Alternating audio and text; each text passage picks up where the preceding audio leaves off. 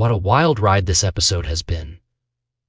If you thought the Traitors Ireland couldn't get messier, just wait until you see how episode 3 unfolds.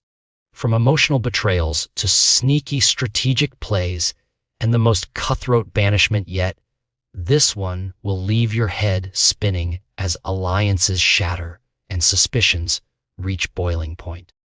We're breaking down every twist, every shocking moment, and explaining exactly why this could be the pivotal turn of the whole series. So, let's set the stage day. Slane Castle is buzzing with tension after the previous murders and the wrongful banishment in episode 2.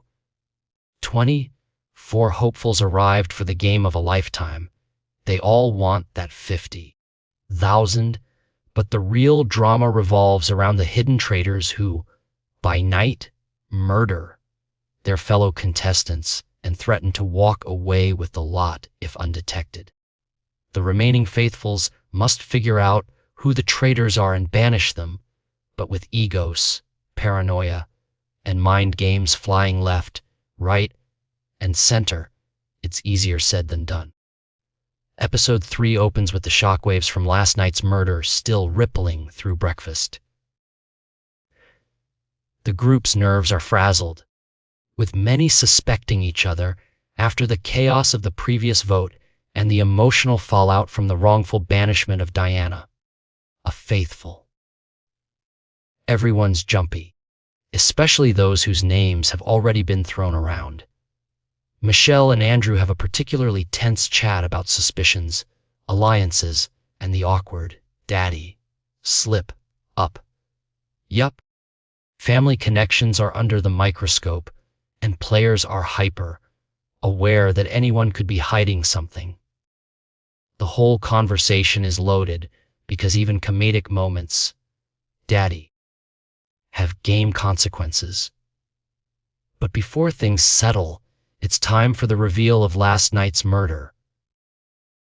Everyone waits anxiously at breakfast, wondering who didn't survive. The tension is palpable. When the news breaks, it's Niall who has fallen victim. Shock floods the room. Niall's murder is both strategic and emotionally devastating because he was a solid team player and just won a challenge, contributed to collecting prize money, and was closely allied with Michelle. The Traitors' plan, as it's revealed in the narrative, was to stir chaos and target strong, well-liked faithfuls who might unite others or figure out the game too quickly. Their malicious glee in their strategy, lighting a bonfire in the breakfast room, is completely ruthless. The emotional fallout is immediate and raw. Michelle is visibly upset at losing Niall, who was like a little son. Other contestants comfort her, but suspicions multiply. Caitlin is immediately in close quarters providing support, which is noticed by other faithfuls. Every gesture is scrutinized. Even those who were previously sure of their suspicions now question everything, as alliances fracture and the realization sets in. The traitors are targeting challenge winners and social leaders, which is not only disgusting, according to some, but also extremely cunning. Players continue to question each other, digging into every little comment and interaction. Andrew, feeling deeply unsettled, wants to catch a traitor more than ever. Linda and others lament Niall's smarts and coolness. Maybe he was eliminated for being too clever, maybe not. Conversations about game strategy also bubble. Should strong players be kept for the missions, even if you're unsure about their allegiance? Those cliques and mini-alliances start splintering as suspicions mount. Tension then pivots to Potty and Andrew. A messy accusation flies that Caitlin's possibly mentioned Andrew's name as suspicious, which she completely denies. This spirals into a convoluted argument involving Potty and a possible, staged fight, with wild speculation that perhaps 4 traitors, not 3, are in play. The level of paranoia is nuclear at this point, with seeds of doubt planted everywhere. Players question whether familial or romantic relationships could be secret. Eventually, Potty just blurts out he's someone's father, unable to keep the secret any longer. The show's set-piece challenge arrives, pulling everyone away from the mind games and into some classic Traitors teamwork. The mission of the day: find and dig up golden bars buried by sinister monks, without shovels. With A4 Zalausen at stakes, each bar worth 20, players scramble and strategize. Daisy, chaining their way up a river in a hilarious and messy group effort. Despite the mild chaos and lots of jokes, use the old 2 shovels God gave you. Everyone pulls together and manages to get all 200 bars in the chest, netting the full reward. But there's a twist. 2 returning players, John and Gemma, appear in monk costumes and must be voted on by the group for a chance to re-enter the game. Both make their emotional pitches. The group debates. John is a strong, loyal asset for missions. Gemma is quiet, but offers a creative mind. The vote mostly leans towards strength in numbers and mission prowess, so John gets back in. Gemma is sent packing again, and John earns an all-important shield, see immunity from murder. The shield stirs up even more strategic talk, with everyone scrambling to curry favor and convince John to pass it their way.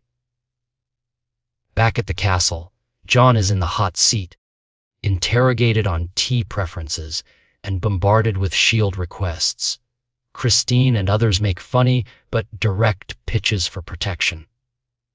John feels the pressure acutely, uncomfortable in this new dynamic, but ultimately decides to keep the shield close to his chest, for now. Night falls, and the round table convenes. The whole game shifts. The priority now is hunting traitors, and the faithful's no time is running out. The round table erupts in a tense, messy debate.